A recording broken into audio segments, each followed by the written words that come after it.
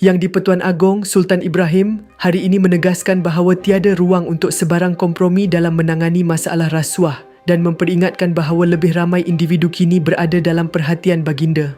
Dalam satu kenyataan rasmi, Sultan Ibrahim menekankan bahawa rasuah merupakan satu bentuk pengkhianatan terhadap kepercayaan yang diberikan oleh rakyat dan oleh itu ia tidak boleh diterima sama sekali.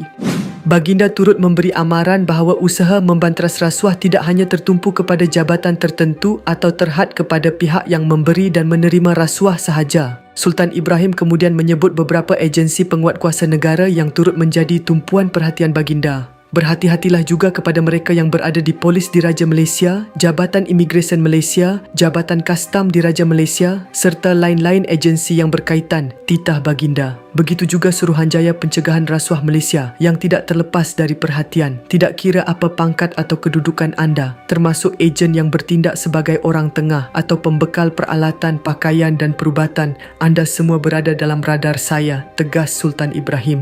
Kenyataan ini dikeluarkan ketika negara sedang bergelut dengan isu rasuah yang semakin memuncak termasuk isu yang melibatkan Ketua Pesuruhjaya SPRM Azam Baki. Terbaru, sekumpulan pengkritik termasuk ahli parlimen dari pihak kerajaan berhimpun di Kuala Lumpur dalam satu demonstrasi menuntut tindakan terhadap Azam Baki dalam protes yang dikenali sebagai Tangkap Azam Baki 2.0. Selain itu, mereka juga mengkritik Perdana Menteri Anwar Ibrahim. Azam sebelum ini menafikan sebarang tuduhan terhadapnya dan berjanji untuk memberi kerjasama penuh dalam siasatan yang sedang dijalankan. Sultan Ibrahim sekali lagi mengingatkan semua pihak agar tidak memandang rendah kebolehan baginda dalam mengumpul maklumat mengenai kegiatan rasuah. Jangan ingat saya tidak tahu apa-apa. Seperti kata pepatah, siapa makan cili, dia terasa pedas, titah baginda.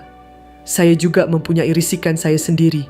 Baginda turut menegaskan bahawa usaha membanteras rasuah haruslah bersifat serius dan bukan sekadar kata-kata kosong. Tidak ada sesiapa pun yang akan terlepas daripada hukuman undang-undang. Sultan Ibrahim juga menambah, sekiranya terdapat pegawai yang gagal menjalankan tugas dengan penuh integriti dan amanah, maka mereka harus ditukarkan tanpa berlengah. Saya mempunyai alternatif lain. Jika ada pegawai yang tidak mampu melaksanakan tanggungjawab dengan jujur, beri peluang kepada mereka yang lebih layak dan bersih untuk mengambil alih tugas itu, tegas baginda.